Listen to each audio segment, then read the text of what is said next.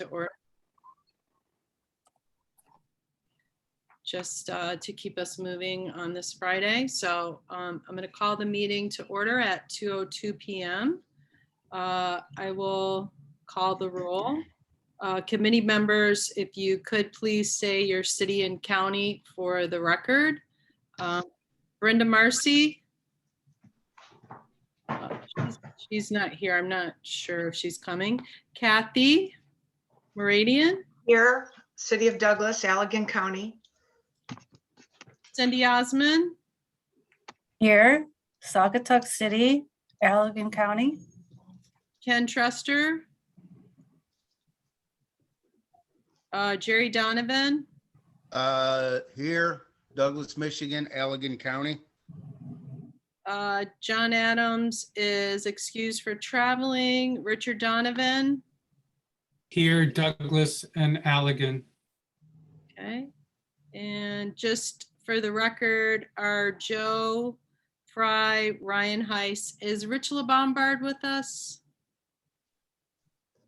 Nope. Okay. And Craig Atwood is here and Mike Betts is here from the fire department. Okay, moving on. Are there any additions to today's agenda? Can I call for a motion to approve the agenda? I'll make that motion. Thank you, Kathy. Can I have a second? Second, Second by Richard. Okay, Kathy, we'll do a vote. Kathy, Here, I think you just have to, don't we have to do a roll call for this? Yes. You just have to say yes, Kathy. okay. Okay. Yes, Remember, we have to do like 4 roll calls at the top Right. of the meeting. right. Cindy, Yes. Jerry, Yes. Richard Donovan. yes. Okay. We have the minutes. Moving on to the minutes, we have the minutes from July 31st. Do I have any changes to those minutes? If there's no changes, can I call for a motion to approve the minutes from? Holly, this is Larry. I can just tell you that there was a question mark about the C2AE employee who participated. That's RUEL. Okay, Tyler Rule. That's correct. Thank you. RUEL, did you say? Okay, Tyler Rule. Okay, thank you. So then I'm gonna go, if nobody has any other changes, I'm gonna have another roll call to approve the minutes. Kathy? Well, nobody made the motion or seconded it yet. Oh, sorry. Okay. Can I have a motion to approve? So moved. Osmond. Second. Second, Kathy Meridian. Okay, we'll give it to Richard.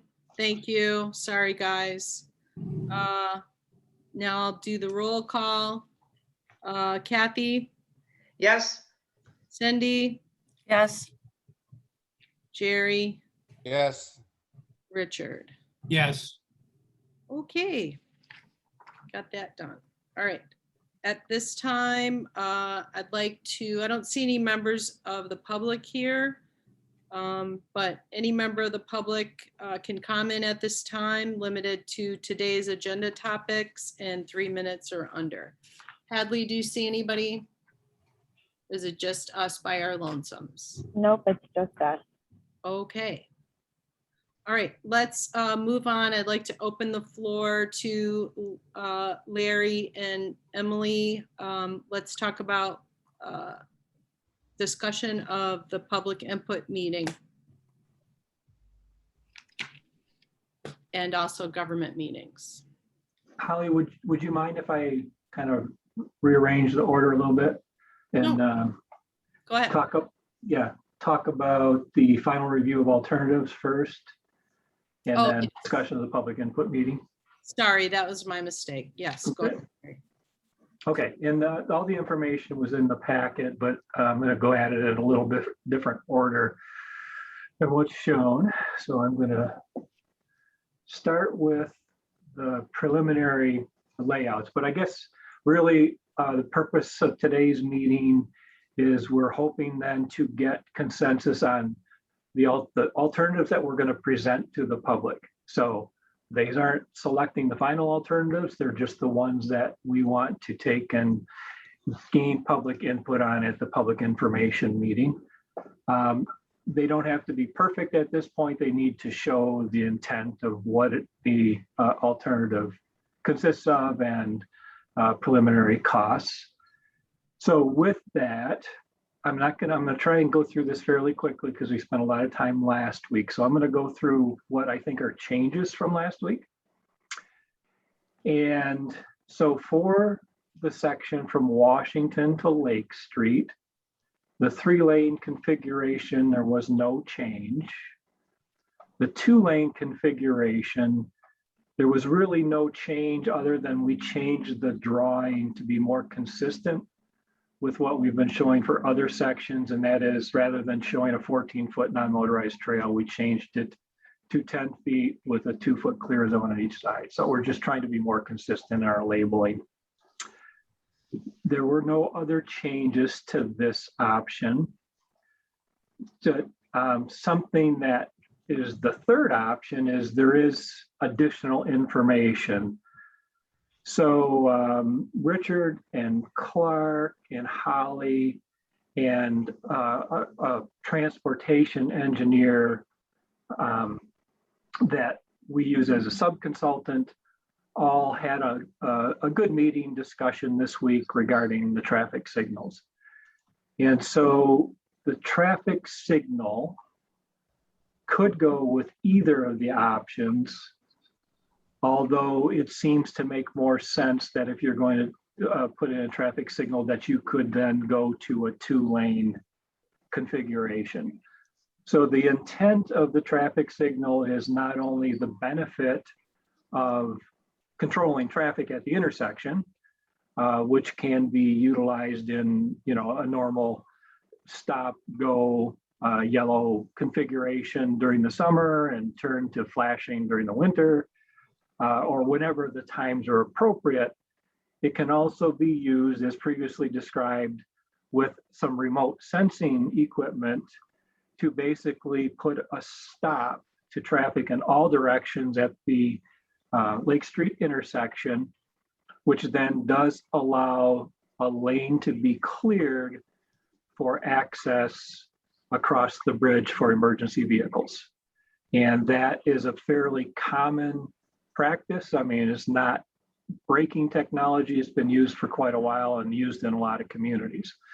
There are some different names of the equipment, but there's an Opticon unit that can be mounted in each of the vehicles that can be activated a certain distance up to a half mile or more, depending on how many repeaters you want to have to set that signal to the stop position such that it has adequate time to clear the traffic before an emergency vehicle gets there.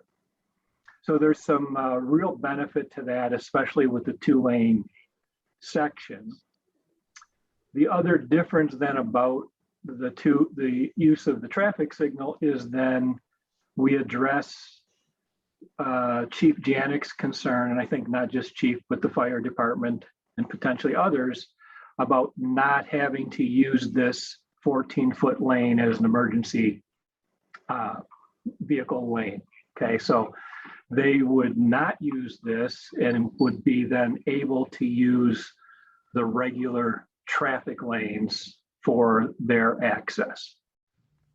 Based on Holly's direction, I did have a follow-up discussion with Chief Janik, and I'm sure Mike is probably aware of this and can add this further discussion to it. But after discussion, Chief said that they would not support a 2-lane configuration where they're required to use this as an emergency vehicle lane. Okay. The potential to use a 2-lane configuration with a traffic signal is still open for discussion. He did see the benefits as we explained them based on our meeting with the traffic consultant.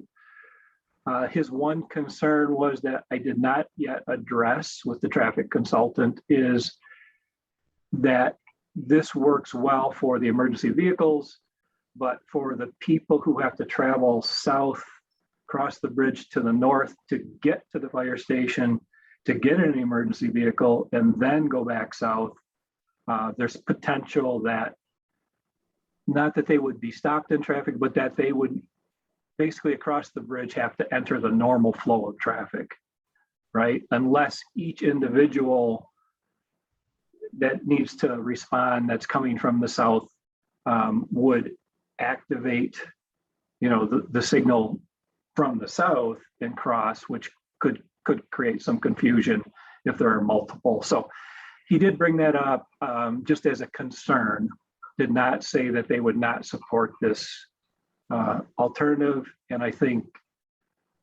believe the impression I got was they would support it if this were the alternative that were chosen, but he expressed his personal opinion of a preference of the 3-lane. Now, again, we're only deciding today, not the final alternative, which alternatives we want to take to the public information. So you can decide to include all 3, and you can decide, or you could decide to take out the 2-lane option that does not include the traffic signal, if you thought that endorsement or support by the fire department is critical to this proceeding.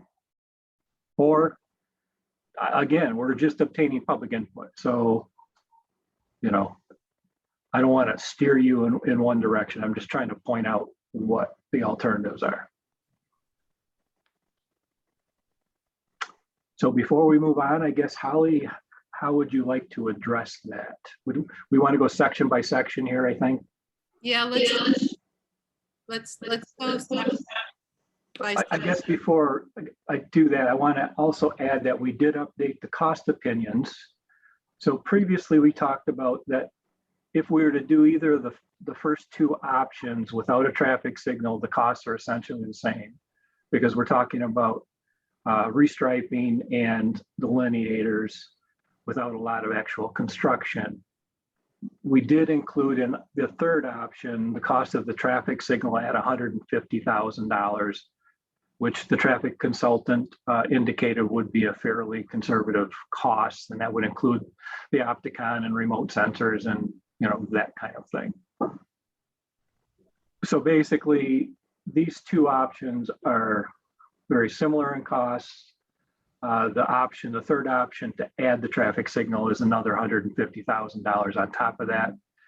And his best estimate was that 20% of that signal could be related to or shown to be part of the pedestrian part of the signal, so that 20% of it could be fundable under the tab, but 80% not.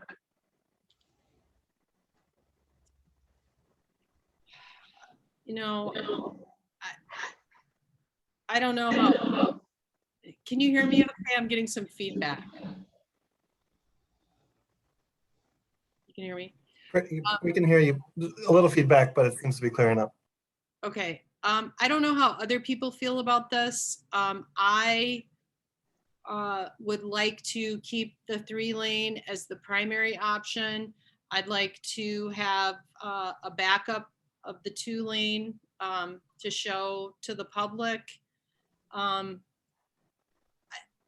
I don't know how I feel about the, I think the public would like a traffic light there. I hear that from people frequently, but I don't know. It feels to me like it's premature before we have the traffic study from the county, and it just feels like it's a longer term solution. I don't know if we have time to roll it in. But I think it's good to present both of these options to the public.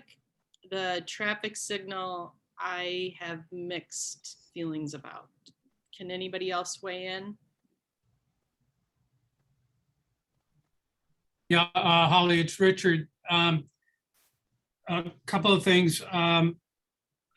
Where are you on the two-lane option with the emergency vehicle lane where the fire department would have to use that? Are you saying to eliminate that from consideration or keep it?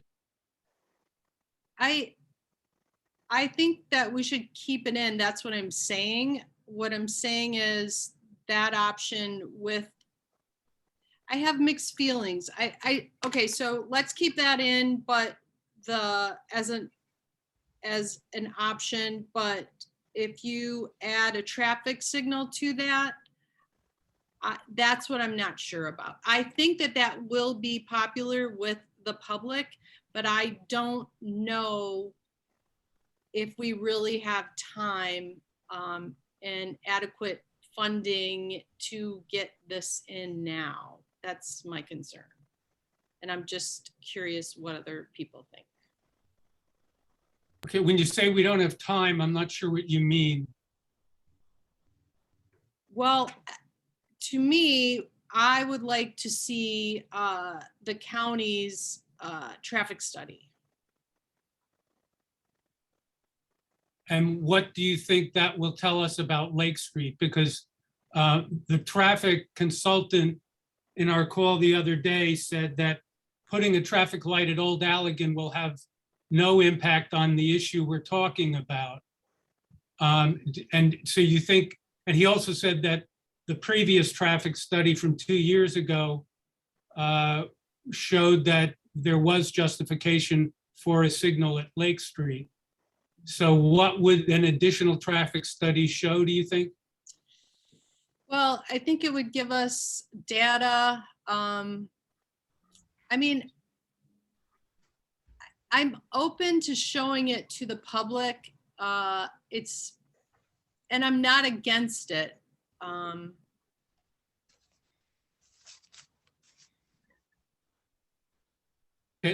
Larry, correct me if I'm wrong, if I'm misunderstanding what we were told in the call. No, Richard, you said it correctly, that the one thing that proceeding with putting the traffic signal here at this time, obviously, that is the only way to control the traffic for emergency vehicles on the bridge. It cannot be accomplished by putting a traffic signal at Old Allegan. But I guess to kind of Holly's point, it doesn't address the other needs for traffic, as far as accidents go, as to which is the better intersection for vehicular traffic and accidents. So that's kind of where she said jumping the gun. But clearly it cannot, if you put a traffic signal just at Old Allegan, it will not accomplish for the trail what we're talking about here. Okay. And Chief Janik, you, in your conversation, what were his feelings about that? Oh, as far as the traffic signal at which location?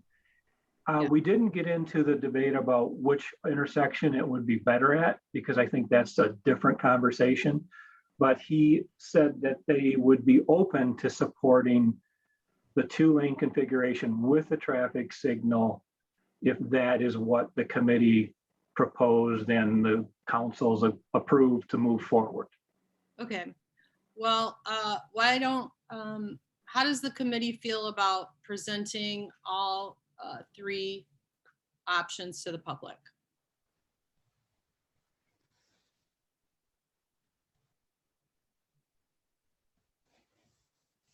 Three-lane, 2-lane, 2-lane with the signal, traffic signal.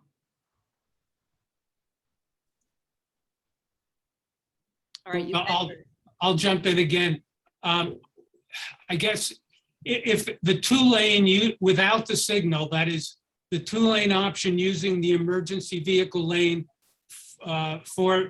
using the non-motorized path for emergency vehicles.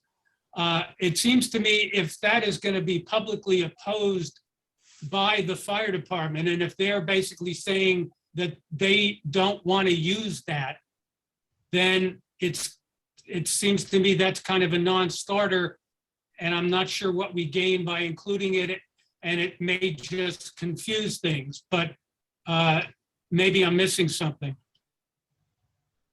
No, I think that's accurate. Do we want to have it just in the back pocket in case MDOT comes back to us? And then not present it to the public?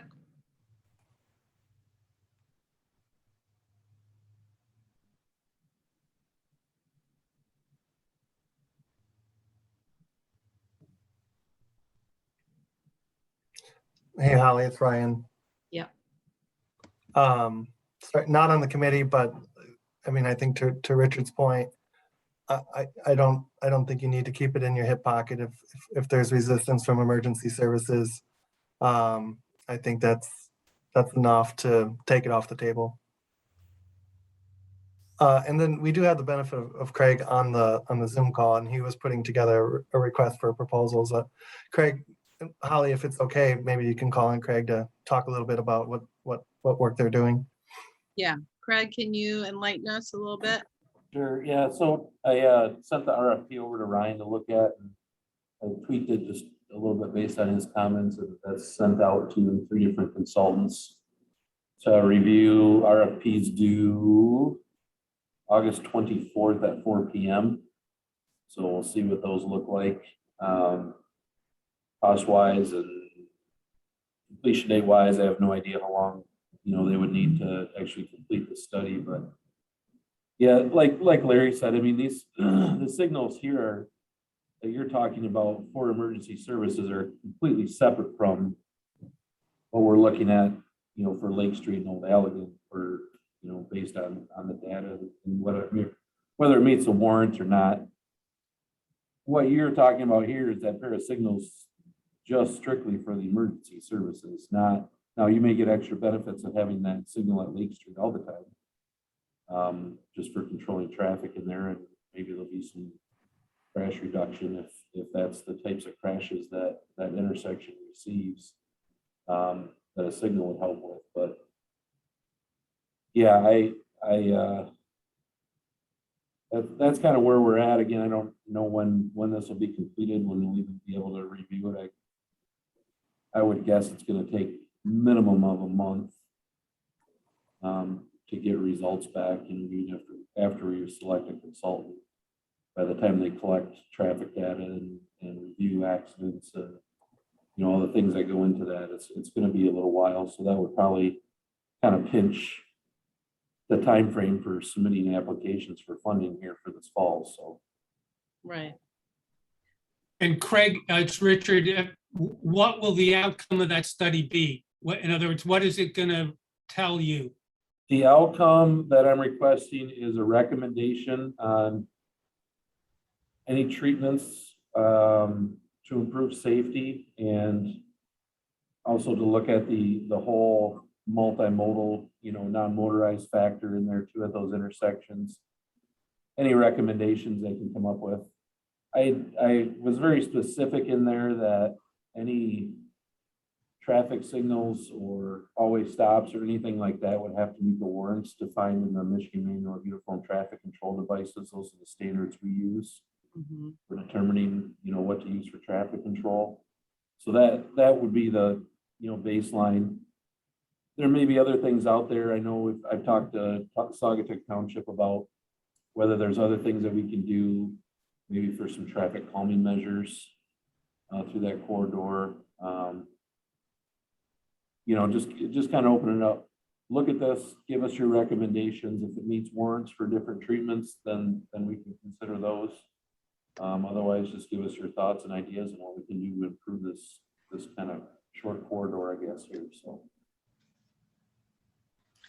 Okay, thank you. That makes things a little clearer. So committee, should we go ahead and present to the public the 3-lane option? Hey, Holly, this is Craig again. I'm not on the committee, but I typically, in my experience, when you go out to get public comment, you typically have a proposal to present to them. You're not, are you intending to let the public kind of determine which option you use here, or what are you trying to accomplish going forward with the public meeting? Well, I think I would put that back to Larry and Emily because they have experience with this, and frankly, I don't, so.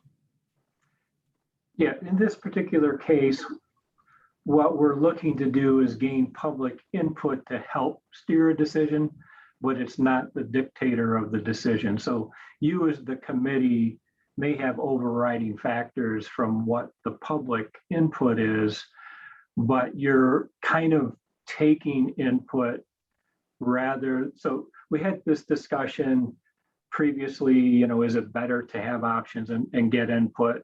Or is it better to recommend and then just take, positive and negative? So we decided that for this section, it was worthwhile to get a couple of options for consideration and gain input. I think that's it. Again, public input is just one part of the decision-making process. You've got the public, you've got the committee, you've got each of the city councils or township boards, you've got emergency services, all of those things to help guide the Craig's, the road commission, all of those things to help guide your final decision. Holly, if I could jump in. Please, go ahead. Craig, I understand your question or your comment. I think that this is the public information meeting is an open house format. It's not like an official proposal that we're probably accustomed to, where city manager and the engineer and some committee members present a plan and then they collect feedback. This is a different format. So I think having a couple options on the table, given this format, is okay. From that, Yeah, that makes sense. I just didn't know how you were anticipating this all coming together, I guess, to get to that point where you have, this is the plan we're submitting to MDOT, going forward. And, it's tricky when you get into that situation and people think that they're submitting their vote on something per se, and then the committee may not take the majority vote from the public because of all those other factors you're considering. So. Yeah, no, it's a good point. So I think where the plan solidifies is in the presentation to the respective councils. When they go into that meeting, they'll have preferred option. Right. Correct.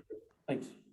And not to belabor the traffic signal discussion, it just kind of occurred to me as Craig was talking too, that placing a signal at the Lake Street intersection does not take away the ability to put one at Old Allegan. So the one at Lake Street could purely function as a normal stop controlled intersection with just flashing lights. So flashing yellow on Blue Star Highway, flashing red on Lake Street, except during emergency vehicle operation when it would go to all stop. So it doesn't have to be put in the mode of traffic control.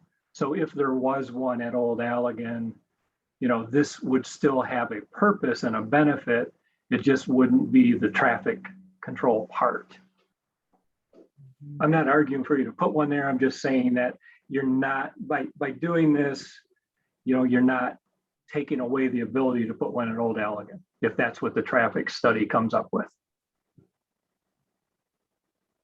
Okay.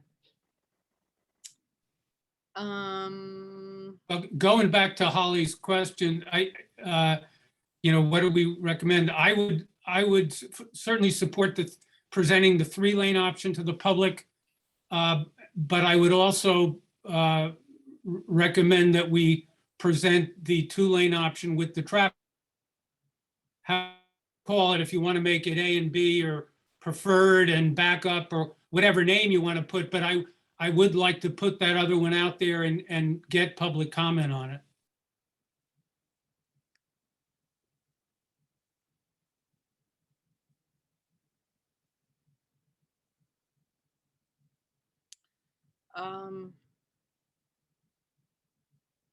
I'm fine with that. I mean, this has been, it's been such a controversial piece of this trail. And, you know, obviously if Janik wants the 3-lane, you know, that, you know, I'm fine with that. I do think that since we've looked at the traffic signal and the 2-lane, it would be worth seeing what the public has to say about it. So.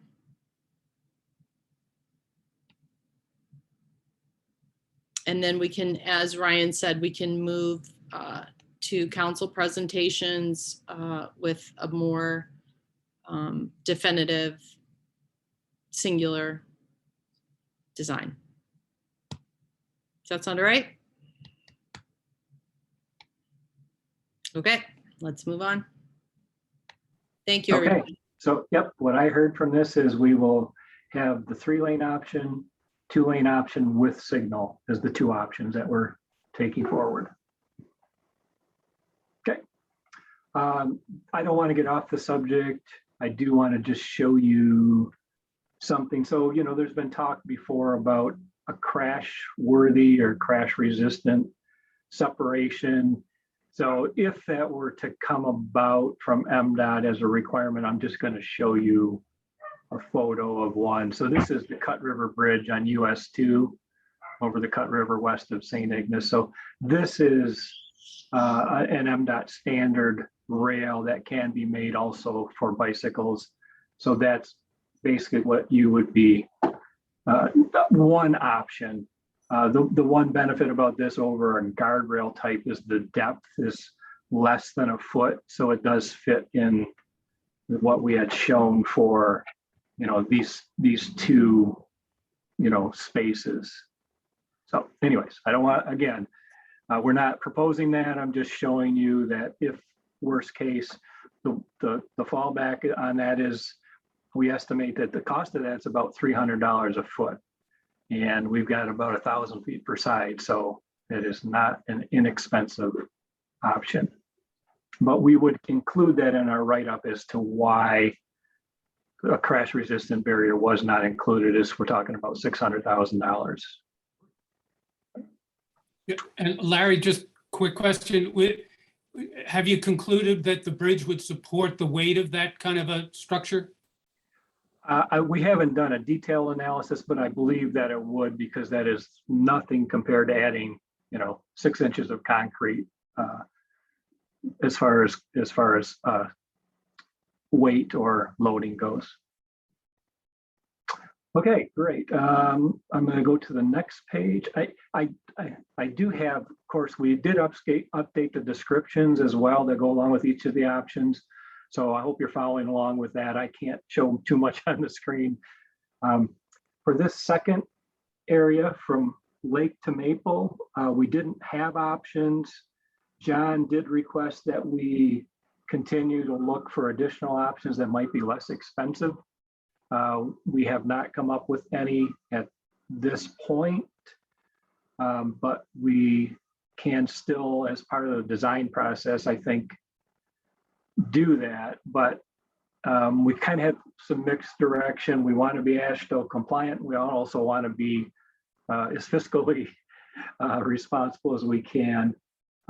Emily's done additional research, you know, in Minnesota, they have some guidelines that can limit your separation that we talked about to 3 feet with rumble strips and pavement markings.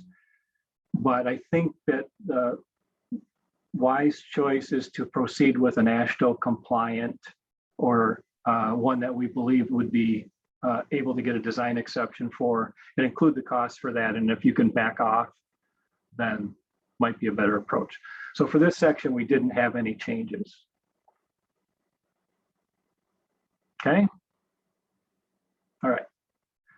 Next section, again, no alternatives. We had no comments as a follow-up. So this is separated trail with a retaining wall, separated trail at grade, and boardwalk. Now, in the township section, the previous two options we talked about were separated trail along North Street, boardwalk, separated trail through the, or independent trail through the park, then either separated trail along 66th Street, showing it on the west, but we'll talk about that based on Joe's information, or a shared use roadway. John did bring up a point of correction at the last meeting, which is held to be true, is that if you want TAP funding for this section of roadway, which is kind of important because it makes the connection to Holland Street and that trail. So then you've got a contiguous trail section. If we were to put the bicycles on the roadway as a shared use roadway, we would need 5-foot sidewalks on each side. So the two options then would be a separated trail, which will move to the east side based on Joe's comments about space and tree, or a shared use roadway with sidewalks on each side. The costs that we presented are pretty much the same. They're pretty similar. With the sidewalk, you do have the ability to go around trees much better. You don't have to design for bicycle speeds and curves. But I'm just wondering, is that something we want to present as an option or just the separated trail? This is Craig. I can probably help make your decision a little bit easier. I discussed this with our board at our meeting this Wednesday, and they're not at all supportive of having a shared use trail on the roadway. We checked with our liability insurance pool, and we do have additional liability in a situation like that, having to deal with non-motorized traffic on a signed trail on the roadway. We would have different criteria for maintenance on that compared to just dealing with vehicular traffic on an unsigned road. So they would not support that shared use.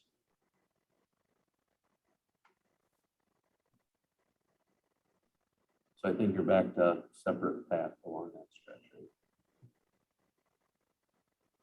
Right? Thanks, Craig. Mm-hmm.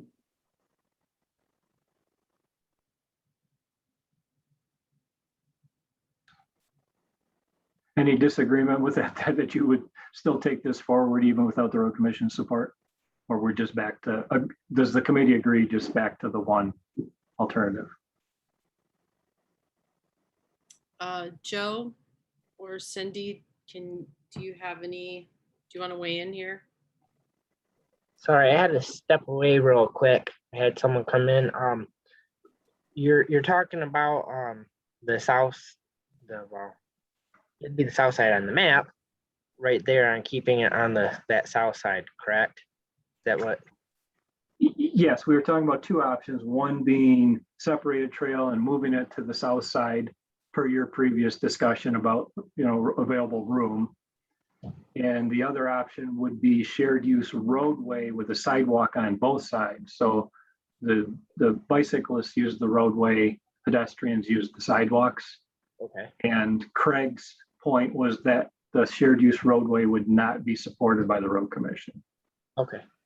With it being a narrow road, I don't see it that, putting a path on where your cursor is as being that large of an issue. Having talked to some individuals, some of the property owners there would be a little bit more upset if a trail got put on over there, because a lot of underbrush and trees would have to be taken out. Where on the cemetery property, it wouldn't impact any headstones or markers. It wouldn't impact our larger trees, especially if the road and the sidewalk were, there wasn't a space in between, like it goes directly from road to the path. And you could put those little cemented flags in, and that wouldn't be that bad for us. I don't know if Cindy had any more input. So Larry, are you saying that we have to have sidewalk on both sides? If you want to choose the shared use roadway option, yeah, And then we just said we're not going to do shared road use. that's what, the road commission would not support it. Okay, so can you go over that again? What, based on what Craig said? Yeah, so based on what Craig said, the remaining option, one option for this section would be to put a separated trail on the south side of 66th Street. Joe had mentioned putting it adjacent to the roadway. We still need 5 feet separation from the roadway. So it would be close to the roadway. It is a narrow roadway. And we can try to wind around trees and Okay. those types of things. And again, avoid graves and headstones. Would you still be looking at the trailhead parking? Now, I'm glad you brought that up because I almost forgot. So another option, which may not be a great option, would be not to apply for TAP funding for this section. So then basically you could end the trail and let people use the road, but not designate it as a trail by having an ending of the trail here at the township park and placing a dozen gravel parking spaces and call it a trailhead. You know, obviously that's got some limitations because now, even though we're not designating this as a trail, people are going to use the roadway kind of against Craig's board's wishes. And I think the idea of actually connecting to another major trail and tap size is much better than ending at a trailhead that's fairly close to another trail. So, you know, I just wanted to throw that out there for discussion. I don't think it's a real good option. It's something you could choose to do if this were a real roadblock. But to me, I don't think that it is. I think the one option is a very satisfactory option. And it kind of meets the intent of what you're really looking for as a group, is a continuous trail that connects other trails. Correct. And I just want to, there are some very old historical trees there that we would want to make sure that are avoided at all costs, because of the look and nature of the cemetery. So just wanted to point that out. Thanks, Joe.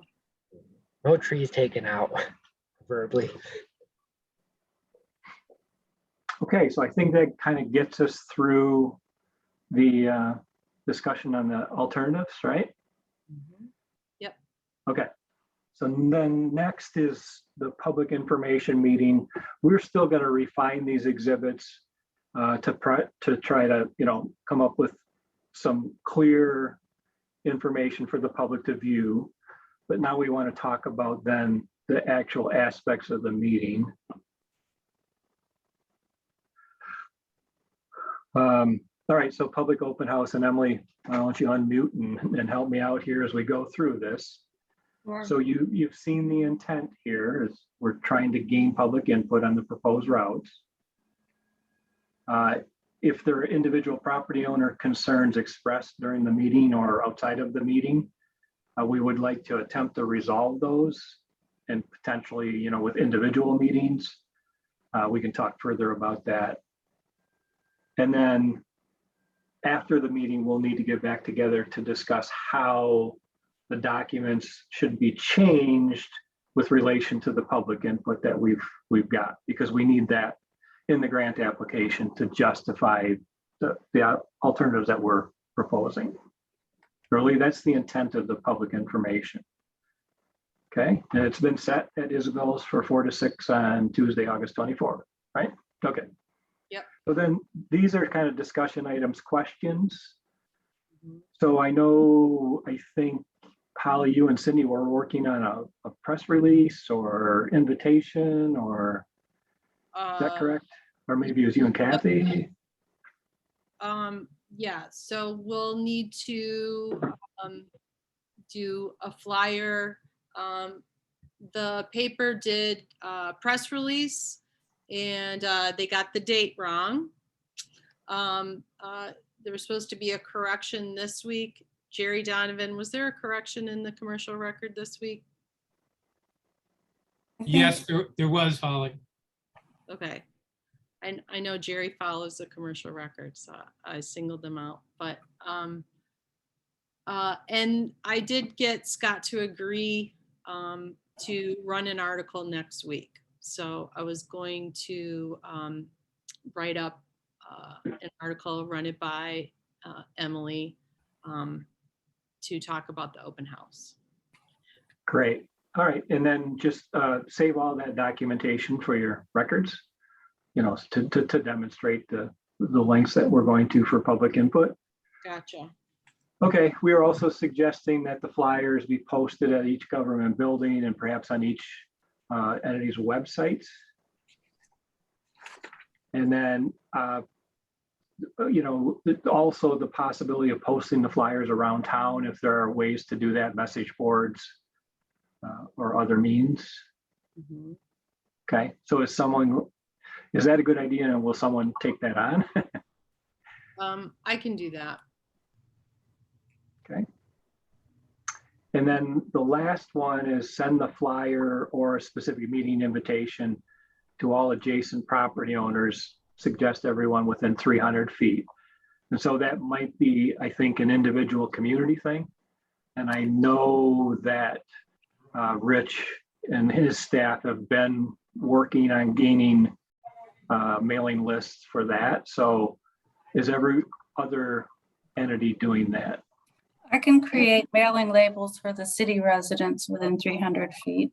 But just the label, I mean, Yeah, I don't have time to work on a flyer, but probably the Friends will be a good resource for a flyer, as well as if they coordinate with Holly, that would work out quite well. Holly and I talked to, Holly, Yes. if I could, Holly and I talked about this briefly and talked about the fact that this is just a recommendation, and Larry, correct me if I'm wrong, that reflects well in the grant, or Emily and Larry. But given, I guess, kind of given the limited number of residential units in the area and or businesses, I think we can just reach out to that association with a single notification, and it would have the same effect rather than doing a mailing. But if you were to tell us, Larry or Emily, that it's really important for the grant and that score is really great, then we would certainly do a mailing. But I guess my point is that it's a lot of effort for a little impact, especially when you can just reach out to a few associations and do the same thing. I think as long as we can document that we reached out locally, the best way to reach out, that's what they want to see. So that it doesn't have to be within 300 feet. There's nothing that says you have to do it that way. It was just a simple way to think about it. If you think you have a better way to notify people, that's fine. We can just write up why we notified people the way we did. Got it. Okay, great. I have a so- question.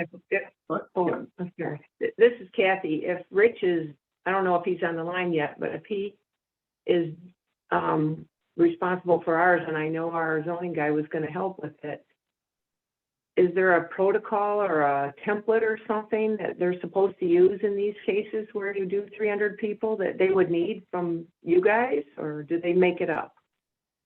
Well, Kathy, I don't know. I mean, how many people would Douglas be reaching out to? I mean, there's the Well, condos. You've probably got a condo association, and then you own the, I think there would only be a few residences impacted, if I'm not mistaken, on Douglas So side. that's what I wondered. We don't need to go all the way down to St. Peter's or any of that because none of that's involved in this project. Am I correct? I don't think so. Yeah, correct. So just over the bridge to Washington residents kind of thing. Yeah, Yeah, and it can be the flyer that's being distributed as well. Just mail that to them. mhm. Okay. All right. Emily, you agree Okay, with that that? clarifies it. It is, and if you think you could just notify the condo association, you could just send it, one to them, just like Holly and Ryan were saying. about. Okay. We just need to Okay. document how we notified people. That's what they want to see, that the public, were notified. Okay. Emily, is it sufficient to notify them of the time and place of this meeting and what the subject of the session is? Or do we have to provide any details about the options, or that's the purpose of them attending the info session, right? Right, exactly. You just have to let them know that there's a time, and we're suggesting also that these plans be left at your city and township halls so people have time to come look at them and comment if they can't come to the meeting. It just gives a little extra time. So that's all the flyer has to say. Is, it's time to learn about it and make comments, and that they'll be available through a certain date. Okay, I'll follow up with you, Emily. So who said they were gonna do the flyer? I wasn't quite sure of that. I'll do it. Oh, great. Okay. I mean, I can do the graphics, so I'll just do it. Yeah, it can be pretty simple. Just date, time, place, subject matter. Okay. And Holly, the city of Saugatuck converted the press release into a newsletter. We'll push that out through our email communications chain, like our MailChimp list, post it on our website, social media, all the things. All right. I'm actually going to do it right after this meeting, so I'll forward it right back to you, Emily and Richard, and you can look at it. Okay, yeah, that would be great. So- And it's just, again, document where we're doing this. That's because eventually I'll need all that information, and anything like that's in the paper, just, clip it and, or clip it somehow, either digitally or paper. So we have copies. Okay. Molly, this is Joe. The township also does its, mailing digitally too. So if you can send it to us, we can shoot it out that way as well to get more township residents as well. Okay. Thank you, Joe. Yep.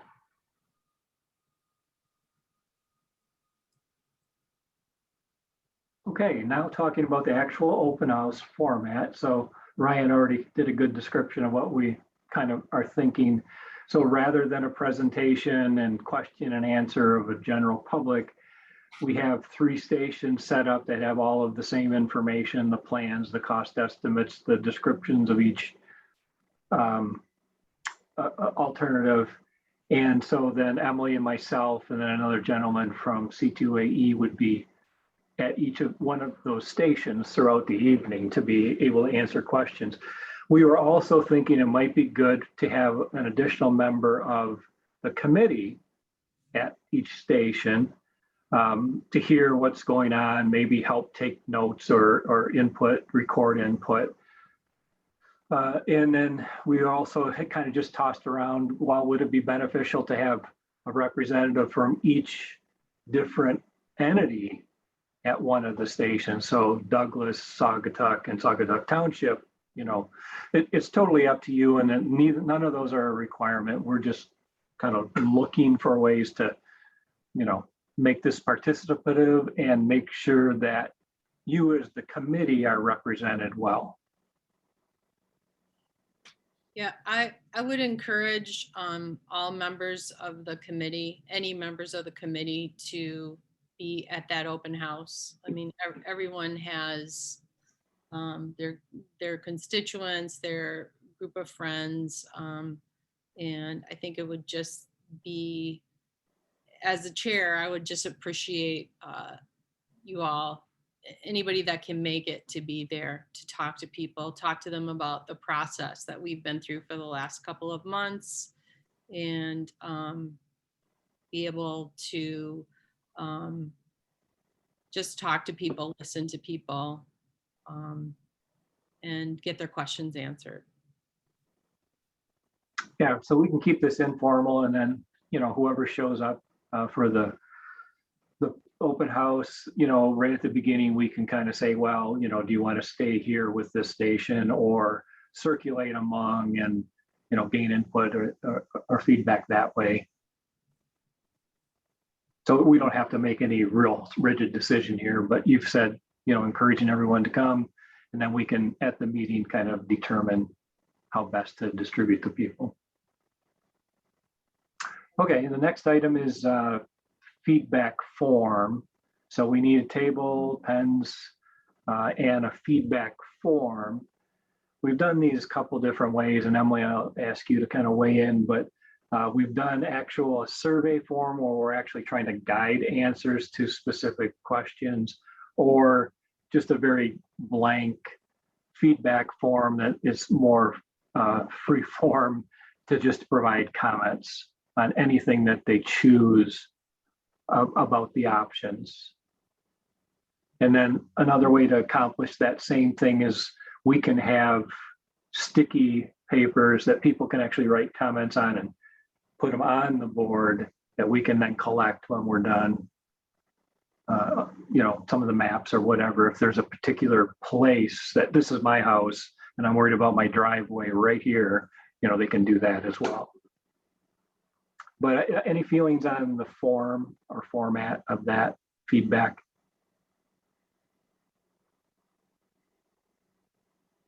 I'll just add that the survey, often we're using it when we're trying to gain more feedback about the use of the trail, the desirability of the trail, things like that.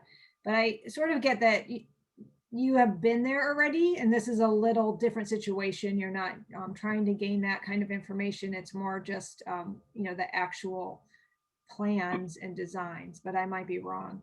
So that's where I part of me was thinking it might just be easier to just let people have written comments, but I wanted to bring that up to all of you. And then also what the community is like using, if it's something they have to go on a computer and fill out versus just a handwritten form, what was better? Holly, if I could jump in quick. Yeah. Emily, I think you're right. I think we know what the concerns are, and I think they're being addressed by committee. So I think it would be a kind of open-ended question for them just to make their comments on. That's just my personal feeling. And the city's just recently launched a couple surveys regarding some other topics digitally, and the response rate's been really poor. So I think handwritten comments are important rather than trying to push out something digitally. I think it's going to continue with a poor response rate. Yeah, I'm going to agree with you, Ryan, and I'm going to agree with you, Emily. I'd like to just see written comments. Okay. Yeah, I think, the people on the call know kind of what some of the issues are that we're grappling with and where we'd like to get public input. So hopefully, as we're talking to people at the meeting, we can, if they don't volunteer it, we can sort of solicit their opinions about the different things that we're concerned about.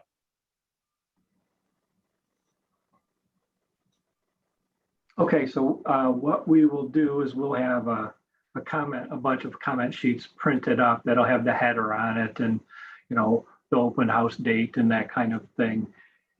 We'll also have a sign-in sheet that we want to make sure everyone signs in that attends. And then we'll have a box for them to put the comments in as they leave. And then we should also have a way for someone to continue to make comments if they weren't able to attend. We're kind of suggesting maybe up until September 1st. So that'd be a week, basically, or maybe August 31st.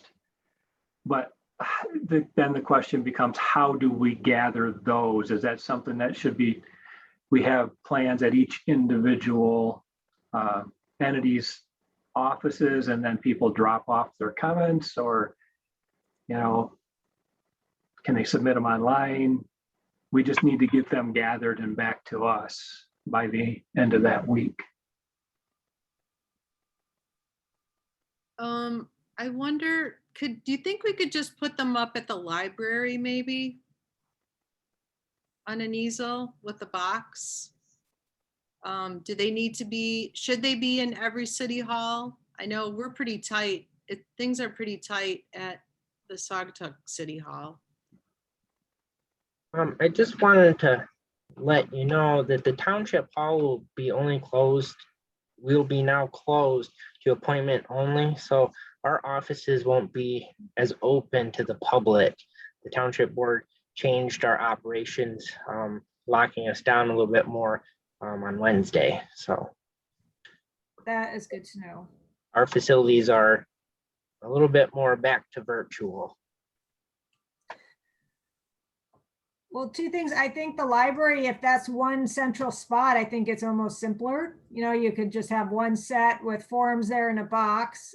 We just need someone to collect them and get them back to us. You know, the day that it's done, they could be scanned and sent to us. And then we could also put them up if, you know, things might become more and more locked down. Maybe we get them on websites with a PDF form people can download and fill out and then, you know, drop off or mail. All right, I'll call the library. And Holly, if the library does, you know, if we are going to do that, it would be good to include that in that next article.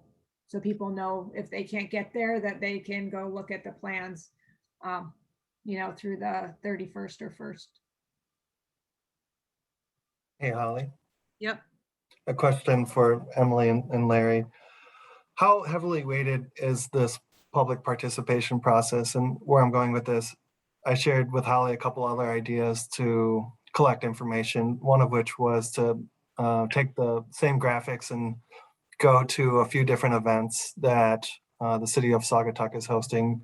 One being the Mount Baldhead Challenge, which is a big race with 500 participants, which comes up September 11th. Mm-hmm. And I know that's kind of speaking to our people or those who would probably support a trail. It was just an idea. And then possibly the city has music in the park.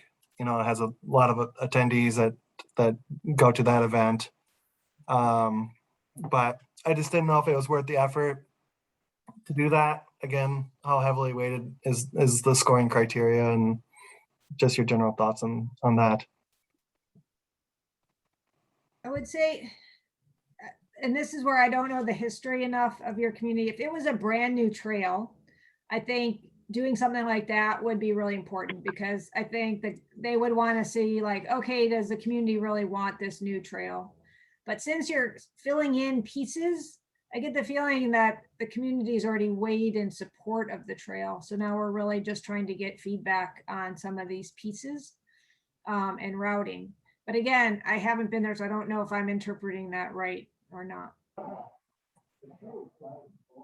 So, and just, you know, there is no, with TAP, they don't have points scored, but a lot of times what they don't want is one property owner calling them or a representative saying, why is this going across my driveway? I don't want it.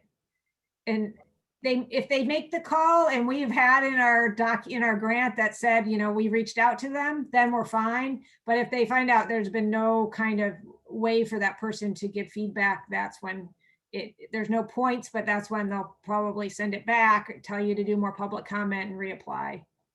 So. Okay, that's good to know. I am going to say that I think it's important that we make a decision on the alternatives that we want to take to each community council by, I think, September 10th, you know, that Friday meeting. So, you know, gaining additional comment after that period, I think is fine, and we can include it in the grant application, but it might be a little bit late to guide your decision. Okay, thank you. You've answered my questions. Appreciate it. All right, another point here then is how do we make it clear that other options were considered? I think Emily and I need to kind of talk that through. We definitely want a board at each station, at least that lists other options that were considered and potentially why not chosen to propose forward, just to make sure everyone understands that we don't want to go back and it's not like we haven't considered other options.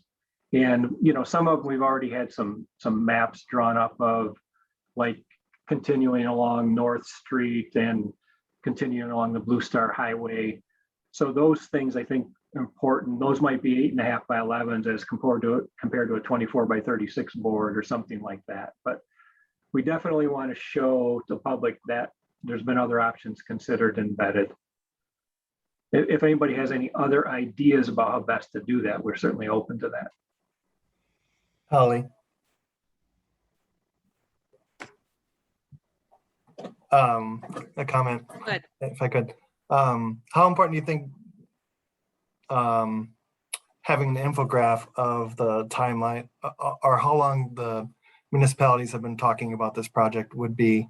I think this project goes back over a decade as far as discussion goes. I think that would be really good to have. That would be a good thing. I think- Holly, I have one suggestion. I would like the committee to just maybe consider.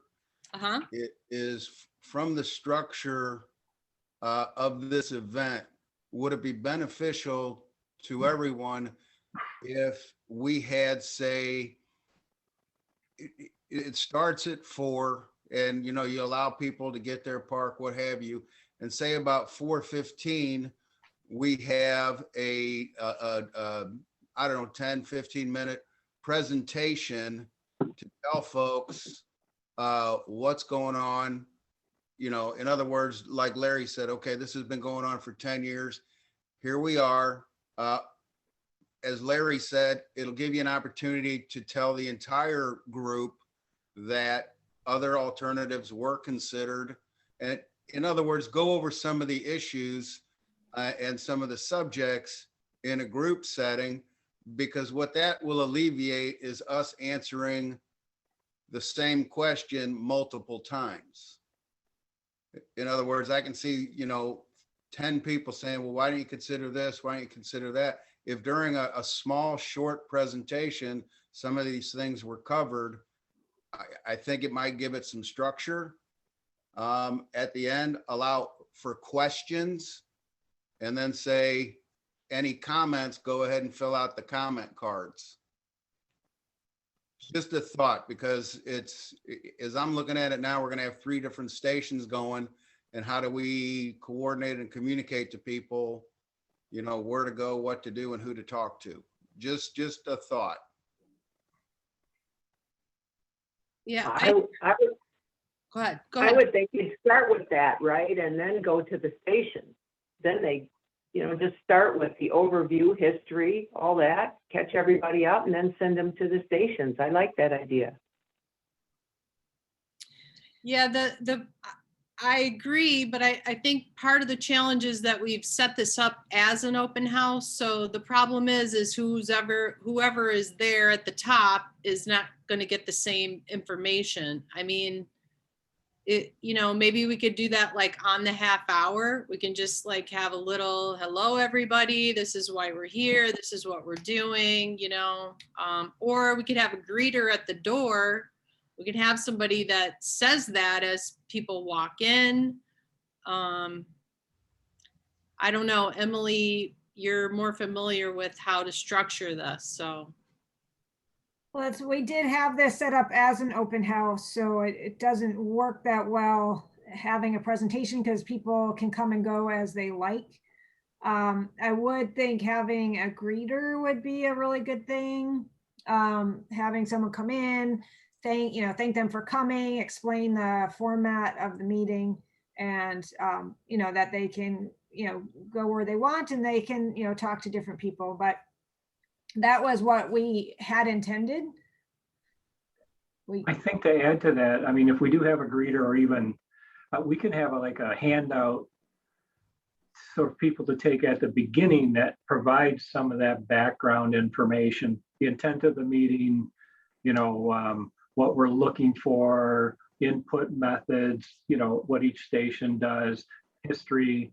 You know, I don't want to make it more than like 2 pages, maybe 1 page front and back or something like that.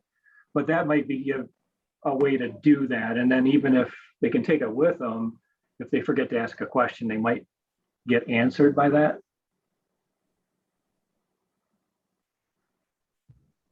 But Jerry, I understand your point. But if it isn't truly an open house, then we're not going to catch everybody with that, even if we do on the half hour type presentations. Okay, I prefaced it with just a suggestion. So thanks for Yeah. consideration. But getting back to the idea of having a timeline, which Ryan brought up, maybe that's a visual that we have right as you walk in the door, or a visual that we have. I mean, everyone knows that this has been an issue for years and years. But I think it is instructive to know that this goes back to Tony Vittori days, that this goes all the way back. How many years, Richard? 10 years, 12 years?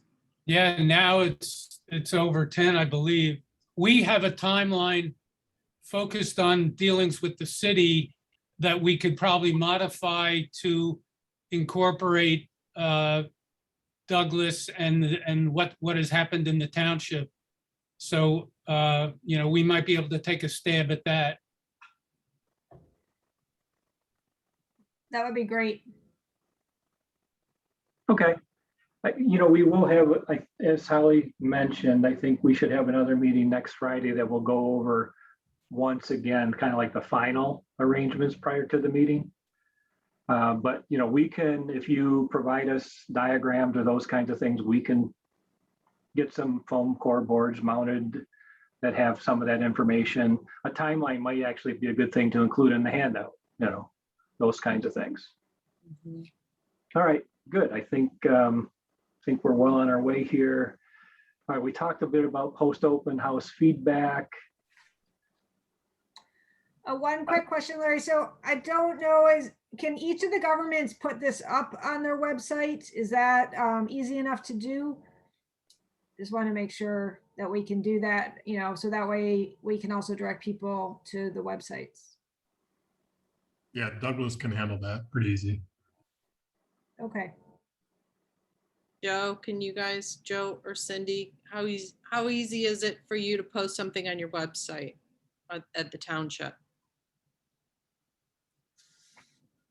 Our website is sometimes a little outdated, so if it's just a simple, all we need is a PDF to put something on. So that is the only way we can really update something.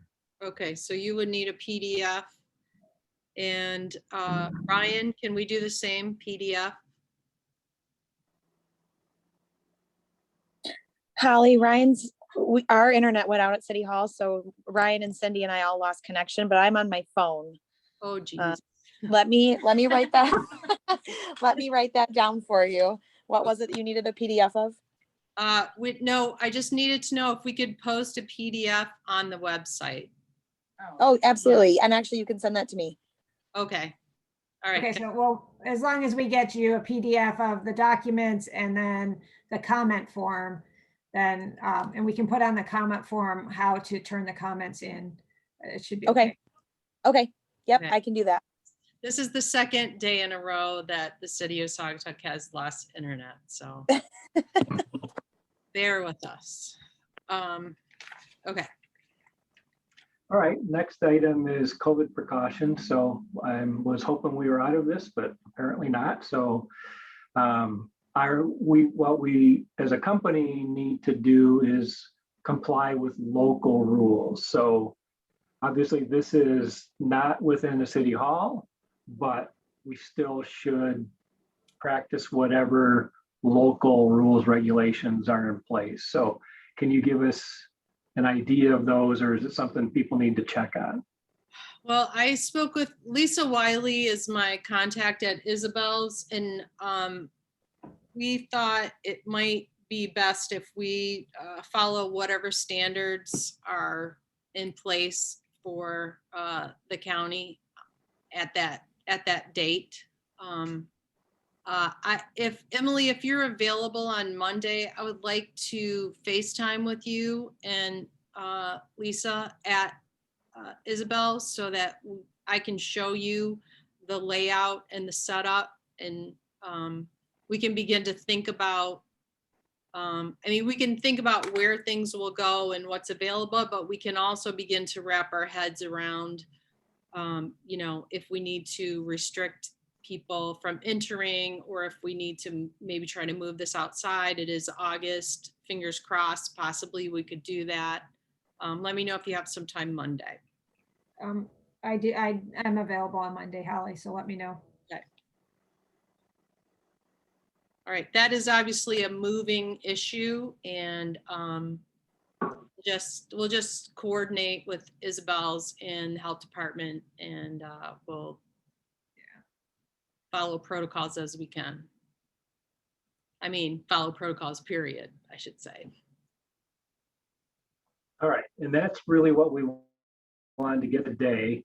We've got next steps, and this is for, I think, maybe next week's meeting to take up, but certainly for you to all be thinking about is, again, we need to talk about who is going to be the TAP applicant. We need to discuss the maintenance plan because there needs to be a maintenance plan and agreement in place with the application. We haven't really talked about the budget and how that local share is going to be made up. So that's something maybe you as a committee have discussed previously and have knowledge of, but we have not. So we would need that input as part of the application, or if you haven't come to a conclusion, we certainly need to talk about it and define that so we have that information with the application. Okay. Yeah, that's something we have to cover in next week or the following. Okay, and then these other items are just items that need to be addressed. So what we're thinking is we get through this and then maybe pare down the committee for actually assisting with putting together the grant application. It's a little cumbersome to have, that many people, so maybe just a couple. We do just, and these are just items to note that we still need to complete as Native American tribes outreach, regional planning documents. I'm assuming that this is in everybody's 5-year recreation plan, this trail, each community. It's in the tri-community Okay, plan, great. I believe. All right, Would- MPO is the would you like MDOT. a copy of that? I'm sorry, I was talking over you. Go ahead. Sorry, would you like, obviously you'll need a copy of that. Or just a link to it if it's online. Okay. MPO, that's the MDOT Metropolitan Planning Organization. So we just need to know if this is included in the TIP or STIP for MDOT for projects.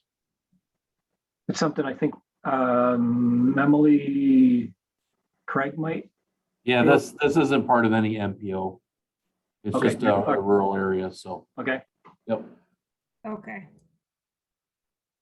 Not currently any tips or STIPs. it's not, okay.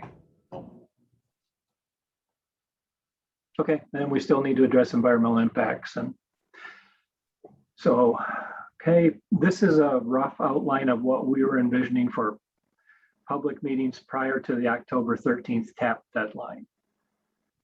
So looking at the meeting schedules, City of Douglas, October 5th, City of Saugatuck, September 27th, probably preferred, or October 11th, which is cutting it close. And Saugatuck Township appears would need a special meeting.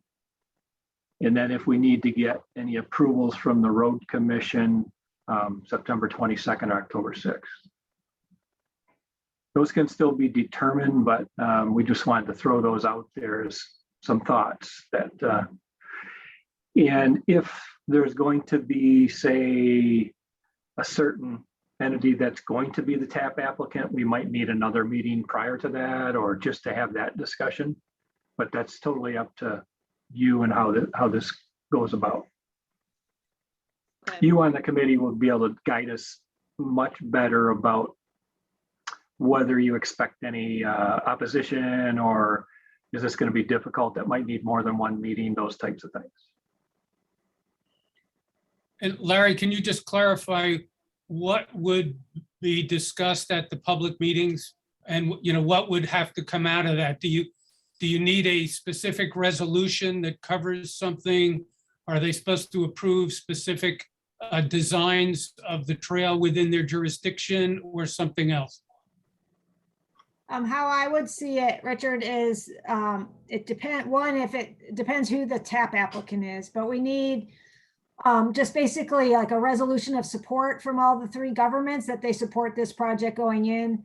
And then if they're contributing money, we also need in those resolutions how much money they will contribute. So that's where the funding piece comes in. So we need those two elements. And then depending who the TAP application is, we would also need a resolution to submit the grant. If it's the road commission, there would be something specific from them. Or if it's one of the cities, it would be something specific from the cities.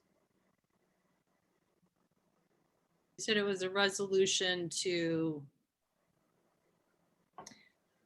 A resolution to support the project and contribute funding if they're contributing funding. right, and then the last one was a resolution to. Oh, submit to grant. submit the grant application Got it. from the Act 51 agency. Or whoever the applicant is. Yeah. Okay. Yeah, and Richard, one of your questions was, I think, they would be adopting specific